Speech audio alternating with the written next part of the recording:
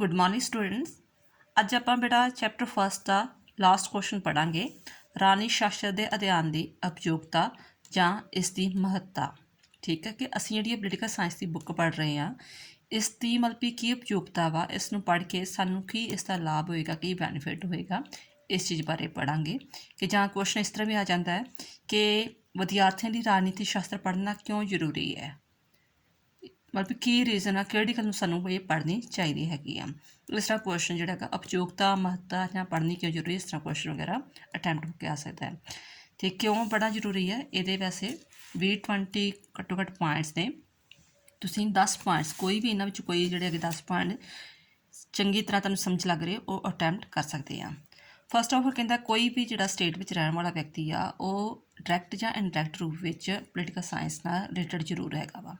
ਮੰਨ ਲਓ ਆਪਾਂ ਇੰਡੀਆ ਵਿੱਚ ਰਹਿੰਦੇ ਹਾਂ, ਮੈਂ ਨਹੀਂ ਕਿਸੇ ਪੋਲੀਟੀਕਲ ਪਾਰਟੀ ਦਾ ਕੋਈ ਮੈਂਬਰ ਨਹੀਂ ਹਾਂ, ਕੋਈ MLA ਨਹੀਂ, ਮੈਂ ਕੋਈ ਵਰਕਰ ਹੀ ਨਹੀਂ ਕਰਦਾ, ਬਟ ਉਸ ਪਾਰਟੀ ਦਾ ਕੋਈ ਵੀ ਜਿਹੜੀਆਂ ਸਾਡੇ ਪੰਜਾਬ 'ਚ ਜਾਂ ਇੰਡੀਆ 'ਚ ਪਾਰਟੀਜ਼ ਆ, ਉਹਦਾ ਡਾਇਰੈਕਟ ਜਾਂ ਇਨਡਾਇਰੈਕਟ ਦੇ ਸਾਡੇ ਨਾਲ ਸੰਬੰਧ ਜ਼ਰੂਰ ਹੁੰਦਾ ਹੈ, ਯਾਨੀ ਕਿ ਉਹਦਾ ਪ੍ਰਭਾਵ ਸਾਡੇ 'ਤੇ ਜ਼ਰੂਰ ਪੈਂਦਾ ਹੈ। ਰਾਬਰਟ ਡਾਲ ਵੀ ਕਹਿੰਦਾ ਕਿ ਰਾਜਨੀਤੀ ਮਨੁੱਖੀ ਹੋਣ ਦੀ ਕੋਈ ਸੱਚਾਈ ਹੈ ਜਿਸ ਨੂੰ ਆਪਾਂ ਅੱਖੀਂ ਲਈ ਨਹੀਂ ਕਰ ਸਕਦੇ। ਭਾਵ ਕਿ ਅਸੀਂ ਭਾਵੇਂ ਕਹਿੰਦੇ ਹਾਂ ਕਿ ਮੈਨੂੰ ਪੋਲੀਟੀਕਲ ਜਿਹੜੀ ਕੀ ਆ ਪਾਰਟੀਜ਼ ਨਾਲ, ਪੋਲੀਟੀਕਲ ਮੁੱਦੇ ਨਾਲ ਕੋਈ ਲੈਣ ਦੇਣ ਨਹੀਂ ਆ, ਬਟ ਫਿਰ ਵੀ ਸਾਡੀ ਕਿਰਿਆ ਜਿਹੜੀ ਪ੍ਰਤੀਕਿਰਿਆ ਵਾ, ਐਕਸ਼ਨ ਰਿਐਕਸ਼ਨ ਜੋ ਆ, ਜਾਂ ਪਾਰਟੀਜ਼ ਦੇ ਐਕਸ਼ਨ ਰਿਐਕਸ਼ਨ, ਉਹ ਸਾਡੇ 'ਤੇ ਪ੍ਰਭਾਵ ਜ਼ਰੂਰ ਪਾਉਂਦੇ ਆ। ਇਸ ਲਈ ਸਾਨੂੰ ਜਿਹੜੀ ਹੈਗੀ ਆ ਪੋਲੀਟੀਕਲ ਸਾਇੰਸ ਪੜ੍ਹਨਾ ਬਹੁਤ ਜ਼ਿਆਦਾ ਜ਼ਰੂਰੀ ਆ।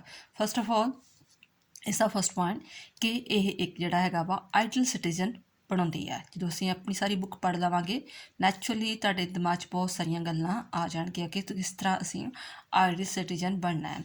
ਕਹਿੰਦੇ ਕਿ ਜਦੋਂ ਇੱਕ ਆਦਰਸ਼ ਰਾਜ ਬਣਾਉਣ ਵਾਸਤੇ ਜੇਕਰ ਚਾਹੁੰਦੇ ਹਾਂ ਕਿ ਸਾਡਾ ਇੰਡੀਆ ਬਹੁਤ ਜ਼ਿਆਦਾ ਵਧੀਆ ਰਾਜ ਬਣੇ, ਤਾਂ ਫਸਟ ਆਫ ਆਲ ਜਿਹੜੇ ਹੈਗੇ ਆ ਉੱਥੋਂ ਦੀ ਸਾਨੂੰ ਜਿਹੜੀ ਹੈਗੀ ਆ ਰਾਜਨੀਤੀ ਬਾਰੇ ਗਿਆਨ ਜ਼ਰੂਰੀ ਹੋਣਾ ਚਾਹੀਦਾ। ਸਾਡਾ ਰਾਜ ਕੀ ਆ, ਸਰਕਾਰ ਕੀ ਆ, ਸਾਡੀ ਡਿਊਟੀਜ਼ ਕੀ ਆ, ਕਰਤੱਵ ਕੀ ਆ, ਸੰਵਿਧਾਨ ਕੀ, ਇਹਨਾਂ ਬਾਰੇ ਸਾਰੀ ਗੱਲ ਗਿਆਨ ਹੋਣੀ ਚਾਹੀਦੀ ਹੈ। ਫੋਰਨ ਵਿੱਚ ਇਹੋ ਡਿਫਰੈਂਸ ਆ ਕਿ ਹਾਂ ਫੋਰਨ ਦਾ ਜੇਕਰ ਜਦੋਂ 7-8 ਸਾਲਾਂ ਦਾ ਬੱਚਾ ਜਾਂਦਾ, ਉਹਨਾਂ ਨੂੰ ਪਤਾ ਹੁੰਦਾ ਹੈ ਸਾਡੇ ਦੇਸ਼ ਵਿੱਚ ਕਿਹੜੀਆਂ ਪਾਰਟੀ ਚੱਲ ਰਹੀਆਂ, ਸਾਡੇ ਦੇਸ਼ ਦਾ ਰਾਸ਼ਟਰਪਤੀ ਕਿਹੜਾ ਹੈ, ਰਾਜ ਕੀ ਹੈ, ਸਰਕਾਰ ਕੀ ਹੈ। ਇਸੇ ਕਰਕੇ ਉਹ ਹਰੇਕ ਗੱਲਾਂ ਨੂੰ ਫੋਲੋ ਕਰਦੇ, ਡਿਊਟੀਜ਼ ਨੂੰ ਫੋਲੋ ਕਰਦੇ ਨੇ। ਬਟ ਸਾਡੇ 50% ਤੇ ਇਹੋ ਜਿਹੇ ਲੋਕ ਨੇ ਜਿਨ੍ਹਾਂ ਨੂੰ ਇਹਨਾਂ ਗੱਲਾਂ ਬਾਰੇ ਨਹੀਂ ਪਤਾ ਹੁੰਦਾ, ਇਸੇ ਕਰਕੇ ਉਹ ਜਿਹੜੀ ਹੈਗੀ ਆ ਆਦਰਸ਼ ਨਾਗਰਿਕ ਨਹੀਂ ਬਣ ਪਾਉਂਦੇ, ਸਾਡਾ ਦੇਸ਼ ਵੀ ਫਿਰ ਆਦਰਸ਼ ਨਹੀਂ ਬਣ ਪਾਉਂਦਾ ਹੈਗਾ। ਦੂਜਾ ਰਾਜ ਬਾਰੇ ਗਿਆਨ ਦਿੰਦਾ ਹੈ। ਕਹਿੰਦਾ ਹੈ ਕਿ ਜਿਹੜਾ ਰਾਜ ਆ ਵਿਅਕਤੀ ਦੇ ਜੀਵਨ ਨਾਲ ਸੰਬੰਧਿਤ ਕੁਝ ਮਹੱਤਵਪੂਰਨ ਸੰਸਥਾ ਹੈ। ਜਿਹੜਾ ਰਾਜ ਆ ਇੰਡੀਆ ਕਹਿ ਲਓ, ਉਹ ਸਾਡੀ ਇੱਕ ਮਹੱਤਵਪੂਰਨ ਸੰਸਥਾ ਹੈ।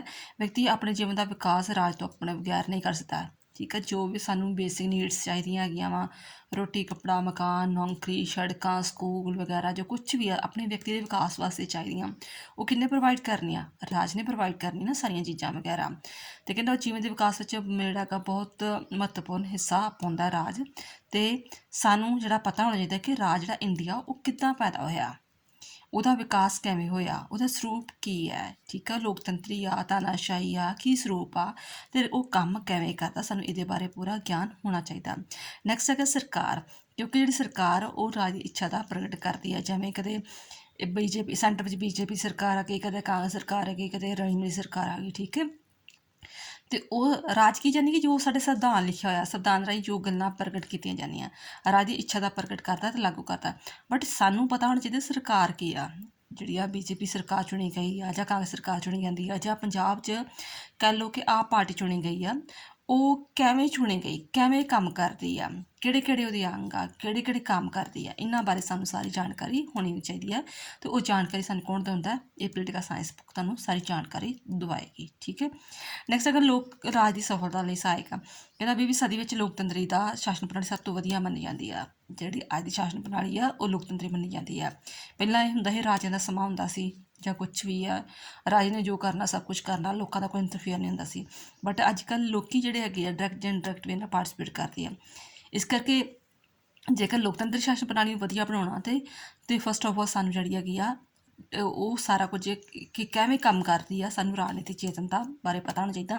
ਉਹ ਸਾਰੀ ਜਾਣਕਾਰੀ ਸਾਨੂੰ ਜਿਹੜੀ ਹੈਗੀ ਆ ਇਸ ਰਾਜਨੀਤਿਕ ਸ਼ਾਸਤਰ ਦੁਆਰਾ ਪਤਾ ਮਿਲੇਗੀ। ਨੈਕਸਟ ਹੈ ਅਧਿਕਾਰਾਂ ਤੇ ਕਰਤੱਵਾਂ ਬਾਰੇ ਗਿਆਨ ਦਿਵਾਉਂਦੀ ਹੈ। ਜਿਹੜੀ ਸਾਡੀ ਪੋਲੀਟੀਕਲ ਸਾਇੰਸ ਦੀ ਬੁੱਕ ਆ ਉਹ ਵੀ ਅਧਿਕਾਰਾਂ ਤੇ ਕਰਤੱਵਾਂ ਬਾਰੇ ਵੀ ਗਿਆਨ ਦਿਵਾਉਂਦੀ। ਸਾਡੇ ਅਧਿਕਾਰ ਕੀ ਨੇ, ਸੰਵਿਧਾਨ ਵਿੱਚ ਕਿਹੜੇ ਕਿਹੜੇ ਅਧਿਕਾਰ ਲਿਖੇ, ਜਿਵੇਂ 6 ਪ੍ਰਕਾਰ ਦੇ ਅਧਿਕਾਰ ਨੇ, ਕਰਤੱਵ ਕਿਹੜੇ ਨੇ, ਜਿਹੜੀਆਂ 11 ਪ੍ਰਕਾਰ ਦੇ ਕਰਤੱਵ ਨੇ। ਬੇਟਾ ਇਹ ਸਾਰੀਆਂ ਜਿਹੜੀਆਂ ਵੀਡੀਓਜ਼ ਮੈਂ ਅਪਲੋਡ ਕੀਤੀਆਂ ਹੋਈਆਂ, ਕਿਉਂਕਿ ਇਹ +1 ਤੋਂ ਲੈ ਕੇ MA ਤੱਕ ਇਹ ਸਾਰੀਆਂ ਗੱਲਾਂ ਸੇਮ ਹੀ ਚੱਲਦੀਆਂ ਵਾ। ਠੀਕ ਹੈ, ਤੁਸੀਂ ਉਹ ਐਕਸਪੈਂਡ ਨਾਲ ਮਤਲਬ ਕੋਈ ਚੀਜ਼ ਸਮਝਣੀ ਤਾਂ ਉਹ ਵੀਡੀਓ ਜਿਹੜੀ ਹੈਗੀ ਆ ਸਮਝ ਸਕਦੇ ਹੋ ਉਸ ਚੈਨਲ ਨੂੰ ਸਬਸਕ੍ਰਾਈਬ ਕਰਕੇ, ਕਿਉਂਕਿ ਵਿਅਕਤੀ ਦੇ ਵਿਕਾਸ ਵਾਸਤੇ ਜ਼ਰੂਰੀ ਹੈ। ਇਸ ਕਰਕੇ ਅਧਿਕਾਰਾਂ ਦੇ ਕਰਤੱਵਾਂ ਬਾਰੇ ਗਿਆਨ ਜਿਹੜਾ ਪੋਲੀਟੀਕਲ ਸਾਇੰਸ ਦਿਵਾਉਂਦੀ ਹੈ।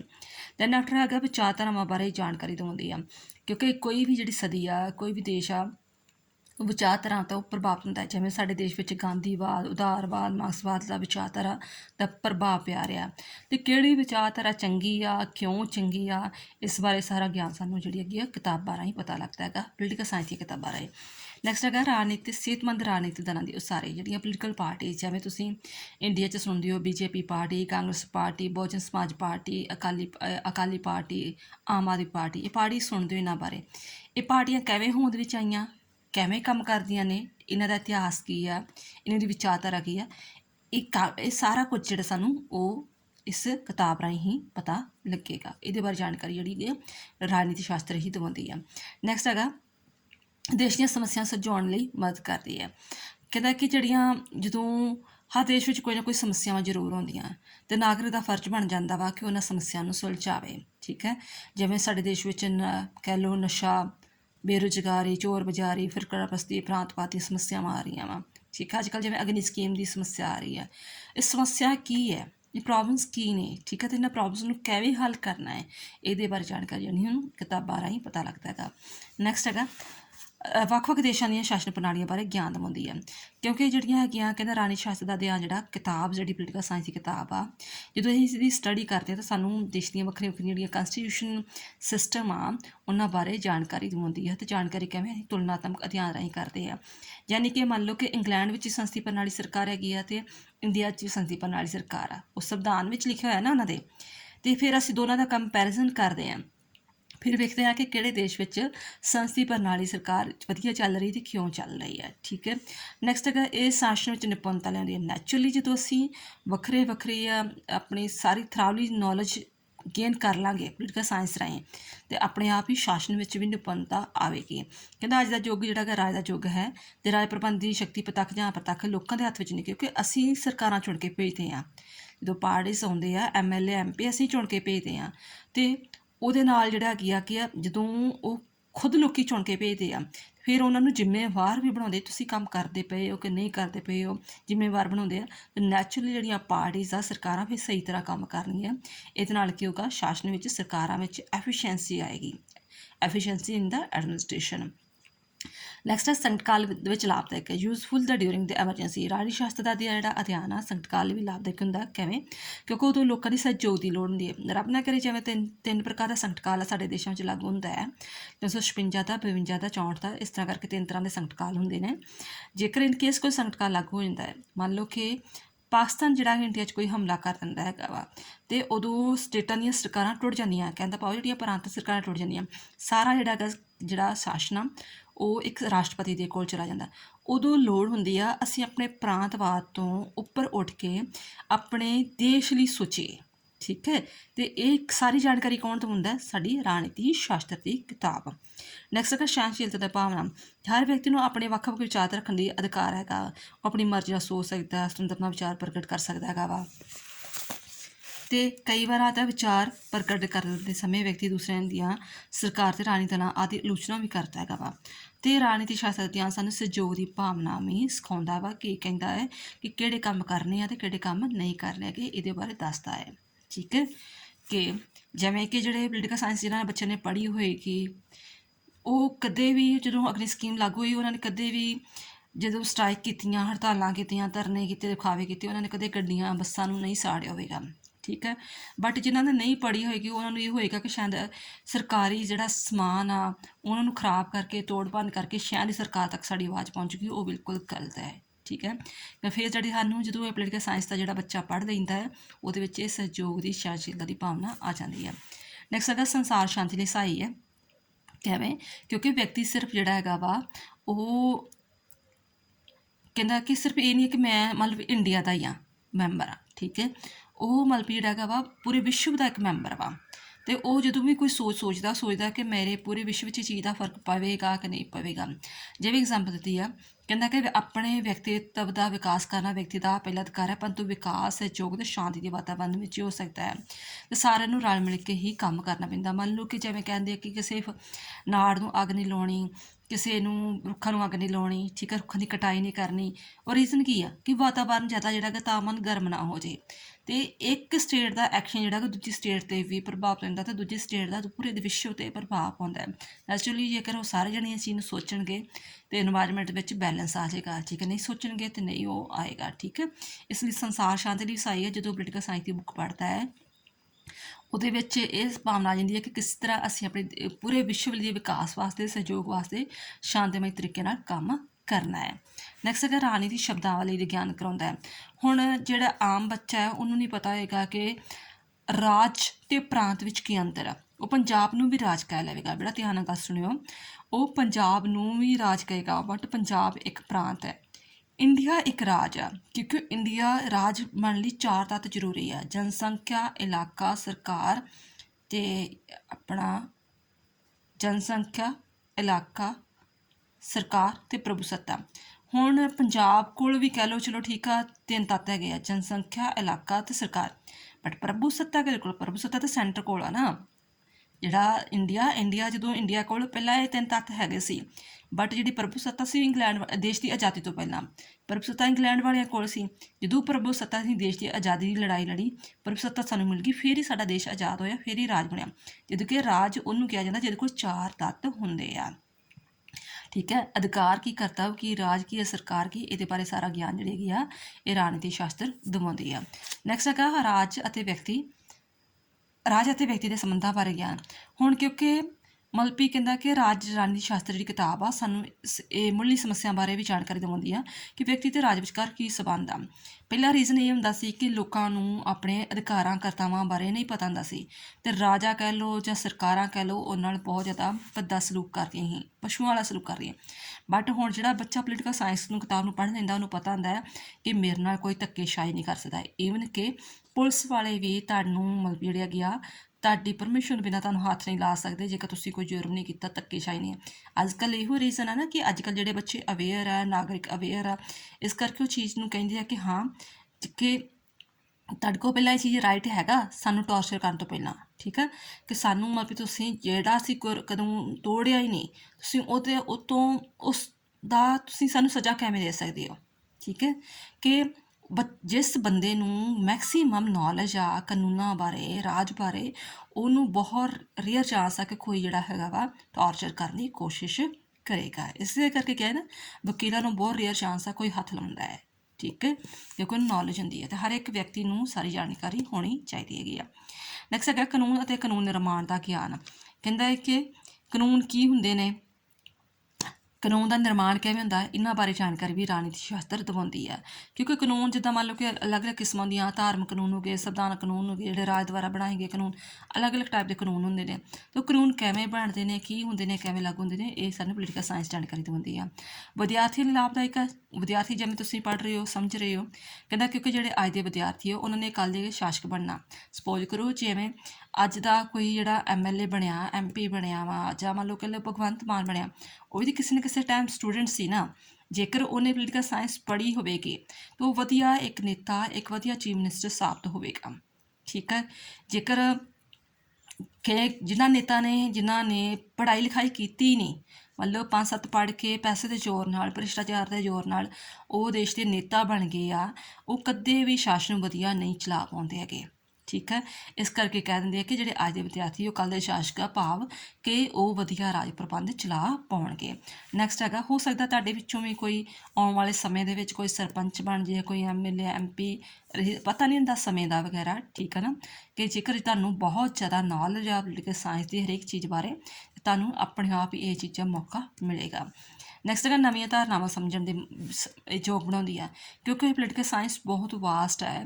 ਜਿਵੇਂ ਕਹਿ ਲਓ ਕਿ ਕਿਉਂਕਿ ਸਾਇੰਸ ਲੱਗਾ ਨਾ ਅਤੇ ਨਾਲ ਇਹਦੇ ਵਿੱਚ ਕੋਈ ਨਾ ਕੋਈ ਨਵੀਆਂ ਚੀਜ਼ਾਂ ਐਡ ਹੁੰਦੀਆਂ ਹੀ ਜਾਂਦੀਆਂ। ਅਤੇ ਹੁਣ ਜਿਹੜੇ ਨਵੇਂ ਸ਼ਬਦ ਐਡ ਹੋ ਰਹੇ ਆ, ਸ਼ਕਤੀ, ਸੱਤਾ, ਉੱਚਤਾ, ਸੱਭਿਆਚਾਰ, ਰਾਣੀ ਸੱਭਿਆਚਾਰ, ਸਮਾਜੀਕਰਨ, ਇਹ ਨਵੇਂ ਸ਼ਬਦ ਐਡ ਹੋ ਰਹੇ। ਇਹ ਕੀ ਨੇ, इन्हां बारे जिहड़ी सारी जाणकारी है जिहड़ी हैगी आ पोलिटिकल साइंस की जानकारी दिवाउंदी है। ये तुसीं बेटा अगले चैप्टर 'ਚ पढ़ोगे। शक्ति, सत्ता, उच्चता, राजनी सभ्याचार ਜਾਂ ਸਮਾਜੀਕਰਨ। ਜੇ ਤੁਸੀਂ ਇਹਨਾਂ ਬਾਰੇ ਪੜ੍ਹਨਾ ਤਾਂ ਤੁਸੀਂ ਵੀਡੀਓ ਵੇਖ ਸਕਦੇ ਹੋ ਜੇ ਤੁਸੀਂ ਐਡਵਾਂਸ ਸਮਝਣਾ ਚਾਹੁੰਦੇ ਹੋ। ਵੀਡੀਓ ਅਪਲੋਡ ਕੀਤੀਆਂ ਹੋਈਆਂ ਹੈ। ਨੈਕਸਟ ਹੈ ਰਾਣੀ ਦੀ ਜਾਗਰਤੀ ਪੈਦਾ ਕਰਨ ਵਿੱਚ ਸਹਾਈ। ਰਾਣੀ ਸ਼ਾਸਤਰ ਅਧਿਐਨ ਦੁਆਰਾ ਨਾਗਰਿਕਾਂ ਨੂੰ ਰਾਜ ਸਰਕਾਰ ਦੇ ਵੱਖ ਦੇਸ਼ਾਂ ਦੀਆਂ ਸ਼ਾਸਨ ਪ੍ਰਣਾਲੀਆਂ ਬਾਰੇ ਜਾਣਕਾਰੀ ਮਿਲਦੀ ਹੈ, ਸਮੱਸਿਆਵਾਂ ਬਾਰੇ ਵੀ। ਮੰਨ ਲਓ ਕਿ ਇੰਗਲੈਂਡ ਵਿੱਚ ਕੀ ਚੱਲ ਰਿਹਾ, ਕੈਨੇਡਾ ਵਿੱਚ ਕੀ ਚੱਲ ਰਿਹਾ, ਅਮਰੀਕਾ ਵਿੱਚ ਕੀ ਚੱਲ ਰਿਹਾ, ਉਹਨਾਂ ਦੀ ਸ਼ਾਸਨ ਪ੍ਰਣਾਲੀ ਕੀ ਆ, ਸਮੱਸਿਆਵਾਂ ਕਿਹੜੀਆਂ ਆ ਰਹੀਆਂ, ਅਸੀਂ ਉਸੇ ਵੇਲੇ TV ਰਾਹੀਂ ਕਹਿ ਲਓ, ਆਪਣੇ ਸੋਸ਼ਲ ਮੀਡੀਆ ਰਾਹੀਂ, YouTube ਰਾਹੀਂ ਜਾਂ ਕਿਸੇ ਵੀ ਰਾਹੀਂ ਜਿਹੜੀਆਂ ਨੇ ਉਸ ਵੇਲੇ ਨੌਲੇਜ ਵਗੈਰਾ ਮਿਲ ਜਾਂਦੀ ਹੈਗੀ ਆ। ਠੀਕ ਹੈ, ਨੌਲੇਜ ਮਿਲ ਜਾਂਦੀ ਆ, ਬਟ ਜੇਕਰ ਬੱਚੇ ਨੂੰ ਪਤਾ ਹੋਵੇਗਾ ਕਿ ਇਹ ਚੀਜ਼ਾਂ ਕੀ ਨੇ ਤਾਂ ਫਿਰ ਉਹਨੂੰ ਅੰਡਰਸਟੈਂਡਿੰਗ ਹੋਏਗੀ, ਅਦਰਵਾਈਜ਼ ਨਹੀਂ ਹੋਵੇਗੀ। ਠੀਕ ਹੈ, ਤੇ ਉਹ ਸਾਰੀ ਜਾਣਕਾਰੀ ਜਿਹੜੀ ਹੈ ਰਾਜਨੀਤੀ ਸ਼ਾਸਤਰ ਦਿਵਾਉਂਦੀ ਹੈ। ਰਾਜਨੀਤੀ ਸ਼ਾਸਤਰ ਦੇ ਪੜ੍ਹਨ ਦੇ ਨਾਲ ਹੀ ਕਹਿੰਦਾ ਭਾਵੇਂ ਜਿਹੜਾ ਬੱਚਾ +1 +2 ਦੀ ਪੋਲੀਟੀਕਲ ਸਾਇੰਸ ਨੂੰ ਵੀ ਪੜ੍ਹ ਲੈਂਦਾ ਹੈ ਅਤੇ ਉਹਨੂੰ 90% ਜਿਹੜੀ ਹੈਗੀ ਆ ਰਾਜਨੀਤੀ ਦੀ ਸਮਝ ਆ ਜਾਂਦੀ ਹੈਗੀ ਆ। ਨਾਗਰਿਕ ਗੁਣ ਅਤੇ ਸਮਾਜਿਕ ਭਾਵਨਾ ਪੈਦਾ ਕਰਨ ਵਿੱਚ ਸਹਾਈ। ਇੱਕ ਚੰਗੇ ਨਾਗਰਿਕ ਵਿੱਚ ਨਾਗਰਿਕ ਗੁਣਾਂ ਅਤੇ ਸਮਾਜਿਕ ਭਾਵਨਾ ਦਾ ਹੋਣਾ ਜ਼ਰੂਰੀ ਹੈ ਕਿ ਇਹ ਵੀ ਤੁਹਾਨੂੰ ਪਤਾ ਲੱਗੇਗਾ ਕਿ ਨਾਗਰਿਕ ਕੀ ਹੁੰਦਾ ਹੈ। ਠੀਕ ਹੈ, ਨਾਗਰਿਕ ਜਿਹਨੂੰ ਦੇਸ਼ ਦੀ ਸਿਟੀਜ਼ਨਸ਼ਿਪ ਮਿਲੀ ਹੋਵੇ ਅਤੇ ਉਸੇ ਦੇਸ਼ ਦਾ ਰਹਿਣ ਵਾਲਾ ਹੋਵੇ। ਅਪਰਾਧੀ ਨੂੰ ਆਪਾਂ ਨਾਗਰਿਕ ਨਹੀਂ ਕਹਾਂਗੇ। ਠੀਕ ਹੈ, ਜਿਹੜਾ ਕ੍ਰਿਮੀਨਲ ਹੋਵੇਗਾ, ਨਾਗਰਿਕ ਜਿਹੜਾ ਕਿ ਦੇਸ਼ ਲਈ ਕੰਮ ਕਰਦਾ ਹੈ। ਅਤੇ ਰਾਜਨੀਤੀ ਸ਼ਾਸਤਰ ਦੇ ਬਾਰੇ ਜਾਣਕਾਰੀ ਦਿਵਾਉਂਦੀ ਹੈ ਕਿ ਕਿਵੇਂ ਤੁਸੀਂ ਅਨੁਸ਼ਾਸਨ, ਸਹਿਯੋਗ, ਸਹਿਣਸ਼ੀਲਤਾ ਅਤੇ ਆਪਸ ਵਿੱਚ ਭਾਈਚਾਰੇ ਦੀ ਭਾਵਨਾ ਨਾਲ ਰਹਿਣਾ ਹੈ। ਨੈਕਸਟ ਹੈ ਅੰਤਰਰਾਸ਼ਟਰੀ ਸੰਗਠਨਾਂ ਦਾ ਗਿਆਨ। ਬੇਟਾ ਤੁਸੀਂ ਕਈ ਵਾਰ ਸੁਣਿਆ ਹੋਏਗਾ ਜਦੋਂ ਕਰੋਨਾ ਵਾਇਰਸ ਆਇਆ ਸੀ ਕਿ WHO ਜਿਹੜੀ ਹੈਗੀ ਆ ਉਹ ਹੈਲਪ ਕਰ ਰਹੀ ਆ, ਵਰਲਡ ਹੈਲਥ ਆਰਗੇਨਾਈਜੇਸ਼ਨ। ਠੀਕ ਆ, ਉਹ ਕੰਮ ਕਰਦੀ ਪਈ ਆ ਕਿ ਕਿਸ ਤਰ੍ਹਾਂ ਦਵਾਈਆਂ ਦੇਣੀਆਂ ਵਾ, ਕਿ ਲੋਕਡਾਊਨ ਕਿਵੇਂ ਲਗਾ ਕੇ ਰੱਖਣਾ ਵਾ, ਕਿਹੜੀਆਂ ਪ੍ਰੀਕਾਸ਼ਨ ਅਪਣਾਉਣੀਆਂ, ਕੀ ਕੁਝ ਕਰਨਾ ਹੈ। ਠੀਕ ਹੈ, ਇਹ ਕੀ ਅੰਤਰਰਾਸ਼ਟਰੀ ਸੰਗਠਨ ਆ ਸਿਹਤ ਬਾਰੇ। ਇਸ ਤਰ੍ਹਾਂ UNO ਸੰਗਠਨ ਆ, ਜੇ ਇਨ ਕੇਸ ਕੋਈ ਪ੍ਰੋਬਲਮ ਹੋ ਰਹੀ ਕਿਸੇ ਦੇਸ਼ ਦੇ ਨਾਗਰਿਕ ਨੂੰ, ਉਸ ਦਾ ਦੇਸ਼ ਸੁਣਵਾਈ ਨਹੀਂ ਕਰ ਰਿਹਾ ਹੈਗਾ ਤਾਂ UNO ਕੋਲ ਆਪਣੀ ਚਿੱਠੀ ਲਿਖ ਸਕਦਾ ਨੈੱਟ ਰਾਹੀਂ ਵੀ। ਠੀਕ ਹੈ, ਇਸ ਤਰ੍ਹਾਂ ਇੰਟਰਨੈਸ਼ਨਲ ਮੁਦਰਾ ਫੰਡ ਹੈ, EU ਆ, ਵੱਖਰੇ ਸੰਗਠਨ ਵਗੈਰਾ ਬਣੇ ਆ। G20 ਕਹਿ ਲਓ, G8 ਕਹਿ ਲਓ, G70, ਏਸ਼ੀਅਨ ਬਾਰੇ ਸੁਣਿਆ ਹੋਏਗਾ, ਸਾਰਕ ਬਾਰੇ ਕੀ ਸੁਣਿਆ ਹੋਏਗਾ। ਨਹੀਂ ਸੁਣਿਆ ਤਾਂ ਨੈਕਸਟ ਟਾਈਮ ਜਦੋਂ ਵੀ ਤੁਹਾਡੇ TV 'ਚ, ਸੋਸ਼ਲ ਮੀਡੀਆ 'ਚ ਇਹ ਸ਼ਬਦ ਵੀ ਆਏਗਾ ਤਾਂ ਤੁਸੀਂ ਉਸੇ ਵੇਲੇ ਤੁਹਾਡੇ ਧਿਆਨ 'ਚ ਆਏਗਾ ਇਸ ਚੀਜ਼ ਬਾਰੇ ਕਿ ਹਾਂ ਇਹ ਮੈਂ ਪੜ੍ਹਿਆ ਸੀ ਅਤੇ ਕੀ ਹੁੰਦਾ, ਕਿਵੇਂ ਆ, ਇਸ ਬਾਰੇ ਜਾਣਕਾਰੀ ਮਿਲੇਗੀ ਹੋਰ ਵੀ। ਅਤੇ ਇਹਦੇ ਬਾਰੇ ਸਾਰਾ ਜਿਹੜਾ ਗਿਆਨ ਆ ਉਹ ਪੋਲੀਟੀਕਲ ਸਾਇੰਸ ਦਿਵਾਉਂਦੀ ਹੈ, ਯਾਨੀ ਕਿ ਇਹਦੇ ਬਾਰੇ ਆਪਾਂ ਸਾਰਾ ਕੁਝ ਪੜ੍ਹਾਂਗੇ। ਸਿੱਟਾ ਕੀ ਹੈ, ਕਹਿੰਦਾ ਕਿ ਉੱਪਰ ਲਿਖੇ ਵਿਚਾਰਾਂ ਪੜ੍ਹਨ ਪਿੱਛੋਂ ਆਪਾਂ ਸਿੱਟੇ 'ਤੇ ਪਹੁੰਚਦੇ ਹਾਂ ਕਿ ਰਾਜਨੀਤੀ ਸ਼ਾਸਤਰ ਜਿਹੜੀ ਆਪਣੀ ਕਿਤਾਬ ਆ, ਯਾਨੀ ਕਿ ਜੇ ਆਪਾਂ ਜਸਟ ਫਸਟ ਚੈਪਟਰ ਪੜ੍ਹਿਆ ਹੈ, ਜਦੋਂ ਆਪਾਂ 20-25 ਚੈਪਟਰ ਪੜ੍ਹ ਲਏ ਤਾਂ ਇਹਦੀ ਰਾਜਨੀਤੀ ਸ਼ਾਸਤਰ ਦਾ ਜਿਹੜਾ ਅਧਿਐਨ ਆ, ਜਿਹੜੀ ਸਟੱਡੀ ਆ ਵਿਅਕਤੀ ਲਈ ਜ਼ਰੂਰੀ ਆ। ਅਤੇ ਇਸ ਦੇ ਅਧਿਐਨ ਨਾਲ ਸਾਨੂੰ ਰਾਜ, ਸਰਕਾਰ, ਅਧਿਕਾਰ, ਕਰਤੱਵਾਂ, ਸ਼ਾਸਨ ਪ੍ਰਣਾਲੀਆਂ ਆਦਿ ਬਾਰੇ ਗਿਆਨ ਮਿਲਦਾ ਹੈਗਾ ਵਾ। ਅਤੇ ਅੱਜ ਹਰ ਵਿਅਕਤੀ ਰਾਜ ਦੇ ਮੈਂਬਰ ਅਤੇ ਸਰਕਾਰ ਦੇ ਜੀਵਨ ਨੂੰ ਉਸ ਜੀਵਨ ਨੂੰ ਜਿਮਨ ਕਰਦਾ ਹੈ। ਇਸ ਤੋਂ ਇਲਾਵਾ ਰਾਜ ਵਿੱਚ ਰਹਿੰਦੇ ਹੋਇਆ ਵਿਅਕਤੀ ਅਨੇਕਾਂ ਪ੍ਰਕਾਰ ਦੇ ਅਧਿਕਾਰ ਮਾਣਦਾ ਵੀ ਆ ਅਤੇ ਡਿਊਟੀਜ਼ ਵੀ ਪੇ ਕਰਦਾ ਹੈਗਾ ਵਾ। ਅਤੇ ਇਹ ਸਾਰਾ ਕੁਝ ਜਿਹੜਾ ਗਿਆਨ ਆ ਉਹ ਸਾਨੂੰ ਰਾਜਨੀਤੀ ਸ਼ਾਸਤਰ ਤੋਂ ਮਿਲਦਾ ਹੈ। ਠੀਕ ਹੈ, ਇਸ ਤੋਂ ਇਲਾਵਾ ਇਸ ਦੇ ਕੁਐਸਚਨ ਕਿਵੇਂ ਆਉਂਦੇ ਆ, ਰਾਜਨੀਤੀ ਸ਼ਾਸਤਰ ਦੀਆਂ ਪਰਿਭਾਸ਼ਾ ਅਤੇ ਰਾਜਨੀਤੀ ਸ਼ਬਦ ਦੀ ਉਤਪਤੀ ਅਤੇ ਅਰਥ ਲਿਖੋ। ਠੀਕ ਹੈ, ਫਿਰ ਇਹਦੇ ਵਿੱਚ ਮੀਨਿੰਗ ਦੱਸੋਗੇ, ਡੈਫੀਨੇਸ਼ਨ ਦੱਸੋਗੇ ਅਤੇ ਸ਼ਬਦ ਦੀ ਉਤਪਤੀ ਕਿਵੇਂ ਹੋਇਆ। ਫਿਰ ਇਹਦਾ ਖੇਤਰ ਕੀ ਹੈ, ਸਕੋਪ ਆਪਾਂ ਪੜ੍ਹਿਆ। ਰਾਜਨੀਤੀ ਦ੍ਰਿਸ਼ਟੀਕੋਣ ਅਨੁਸਾਰ, ਆਧੁਨਿਕ ਦ੍ਰਿਸ਼ਟੀਕੋਣ ਅਨੁਸਾਰ ਰਾਜਨੀਤੀ ਸ਼ਾਸਤਰ ਦਾ ਅਰਥ ਦੱਸੋ। ਰਾਜਨੀਤੀ ਸ਼ਾਸਤਰ ਦਾ ਆਰੰਭ ਅਤੇ ਅੰਤ ਨਾਲ ਰਾਜ ਨਾਲ ਹੁੰਦਾ, ਯਾਨੀ ਕਿ ਤੁਸੀਂ ਸਾਰਾ ਹੀ ਮੀਨਿੰਗ, ਡੈਫੀਨੇਸ਼ਨ ਅਤੇ ਰਾਜਨੀਤੀ ਸ਼ਾਸਤਰ ਬਾਰੇ ਗੱਲ ਕਰ ਦੇਣੀ ਆ, ਉਹਦੇ ਖੇਤਰ ਬਾਰੇ ਗੱਲ ਕਰਨੀ ਹੈ। ਉੱਦਾਂ ਇਹ ਡੇਵਿਡ ਹਿਸਟਨ ਦੀ ਡੈਫੀਨੇਸ਼ਨ ਹੈਗੀ ਆ, ਪਰੰਪਰਾਵਾਦੀ ਵਿਦਵਾਨ ਦੀ ਡੈਫੀਨੇਸ਼ਨ ਆ। ਕਿਸੇ ਡੈਫੀਨੇਸ਼ਨ ਨੂੰ ਲੈ ਕੇ ਵੀ ਕੁਐਸਚਨ ਬਣ ਸਕਦਾ ਹੈਗਾ ਵਾ। ਰਾਜਨੀਤੀ ਸ਼ਾਸਤਰ ਦੇ ਵਿਸ਼ਾ ਵਸਤੂ ਵੀ ਕਹਿ ਲਓ ਕਿ ਜਾਨੀ ਕਿ ਜਿੰਨਾ ਵੀ ਆਪਾਂ ਖੇਤਰ ਸਕੋਪ ਪੜ੍ਹਿਆ ਹੈਗਾ ਵਾ। ਠੀਕ ਹੈ, ਸਕੋਪ ਪੜ੍ਹਿਆ ਹੈਗਾ। ਇੰਗਲਿਸ਼ ਵਿੱਚ ਮੈਂ ਬਾਰ ਕਹਿੰਦੀ ਨਹੀਂ ਪੋਲੀਟੀਕਲ ਸਾਇੰਸ ਦੇ ਸਟੂਡੈਂਟ ਨੂੰ ਕਿ ਇੰਗਲਿਸ਼ ਵਿੱਚ ਕੁਐਸਚਨ ਨੂੰ ਜ਼ਰੂਰ ਸਟੱਡੀ ਕਰਿਆ ਕਰੋ। ਕਿ ਫਿਰ ਪੰਜਾਬੀ 'ਚ ਉਹ ਸ਼ਬਦ ਨਹੀਂ ਸਮਝ ਲੱਗਦੀ, ਬਟ ਇੱਕ ਆਪਣੀ ਇਹ ਚੀਜ਼ ਹੈਗੀ ਆ ਕਿ ਆਪਾਂ ਨੂੰ ਉਹ ਚੀਜ਼ ਇੰਗਲਿਸ਼ ਵਿੱਚ ਸਮਝ ਲੱਗ ਜਾਂਦੀ ਹੈਗੀ ਆ, ਕਿਉਂਕਿ ਨੈਚੁਰਲੀ ਆਪਾਂ 50% ਜਿਹੜੇ ਕਿ ਵਰਡਸ ਜਿਹੜੇ ਹੈਗੇ ਆ ਇੰਗਲਿਸ਼ ਦੇ ਹੀ ਬੋਲਦੇ ਪਏ ਆ। ਆਪਾਂ ਕਹਿੰਦੇ ਇੰਗਲਿਸ਼ ਨਹੀਂ ਆਉਂਦੀ, ਬਟ ਇੰਗਲਿਸ਼ ਆਪਾਂ ਨੂੰ ਬਹੁਤ ਜ਼ਿਆਦਾ ਆਉਂਦੀ ਹੈ। ਆਪਾਂ ਮੈਕਸੀਮਮ ਜਿਹੜੀ ਕਿ ਡੇਲੀ ਰੂਟੀਨ ਆ ਵਰਡਸ ਜਿਹੜੇ ਇੰਗਲਿਸ਼ ਯੂਜ਼ ਕਰਦੇ ਆ। ਅਤੇ ਜਦੋਂ ਤੁਸੀਂ ਇੰਗਲਿਸ਼ ਕਈ ਵਾਰ ਪੰਜਾਬੀ 'ਚ ਸਮਝ ਨਾ ਲੱਗੇਗੀ, ਬਟ ਇੰਗਲਿਸ਼ ਵਿੱਚ ਉਹ ਚੀਜ਼ ਦੀ ਸਮਝ ਜ਼ਰੂਰ ਲੱਗ ਜਾਏਗੀ। ਫਿਰ ਰਾਜਨੀਤੀ ਸ਼ਾਸਤਰ ਦਾ ਅਧਿਐਨ ਕਿਉਂ ਜ਼ਰੂਰੀ ਹੈ, why the study of political science is essential. ਠੀਕ ਹੈ, ਕਿਉਂ ਜ਼ਰੂਰੀ ਆ, ਕਿਉਂ ਇੰਪੋਰਟੈਂਟ ਹੈ ਇਹਦੀ। ਠੀਕ ਹੈ, ਉਹ ਜਿਹੜਾ ਆਪਾਂ ਹੁਣੇ ਕੁਐਸਚਨ ਪੜ੍ਹਿਆ ਕਿ ਮਹੱਤਵਪੂਰਨ ਇਸ ਦਾ ਮਹੱਤਤਾ, ਉਪਯੋਗਤਾ ਵਗੈਰਾ, ਉਹਦੇ ਵਿੱਚ ਇਹ ਕੁਐਸਚਨ ਆ ਜਾਏਗਾ। ਠੀਕ ਹੈ, ਆਈ ਹੋਪ ਤੁਹਾਨੂੰ ਕੁਐਸਚਨ ਜਿਹੜਾ ਗਾ ਅੰਡਰਸਟੈਂਡ ਹੋ ਗਿਆ ਹੋਵੇਗਾ। ਫਿਰ ਵੀ ਇਸ ਚੀਜ਼ ਬਾਰੇ, ਪੂਰੇ ਚੈਪਟਰ ਬਾਰੇ ਕੋਈ ਵੀ ਟੌਪਿਕ ਆ, ਕੋਈ ਵੀ ਪੁਆਇੰਟ ਨਾ ਸਮਝ ਆਇਆ ਹੋਵੇ, ਤੁਸੀਂ ਕਮੈਂਟ ਬਾਕਸ ਵਿੱਚ ਲਿਖ ਸਕਦੇ ਹੋ ਅਤੇ ਬੇਟਾ ਮੈਂ ਉਸ ਚੀਜ਼ ਦਾ ਰਿਸਪੌਂਸ ਜ਼ਰੂਰ ਦੇਵਾਂਗੀ। ਠੀਕ ਹੈ, ਥੈਂਕਸ ਬੇਟਾ। ਅਤੇ ਵੀਡੀਓ ਨੂੰ ਲਾਈਕ ਸ਼ੇਅਰ ਜ਼ਰੂਰ ਕਰਿਓ, ਅਤੇ ਜੇ ਫਸਟ ਟਾਈਮ ਵੇਖ ਰਹੇ ਹੋ ਵੀਡੀਓ ਨੂੰ ਅਤੇ ਚੈਨਲ ਨੂੰ ਸਬਸਕ੍ਰਾਈਬ ਜ਼ਰੂਰ ਕਰਿਓ। ਥੈਂਕਸ ਬੇਟਾ।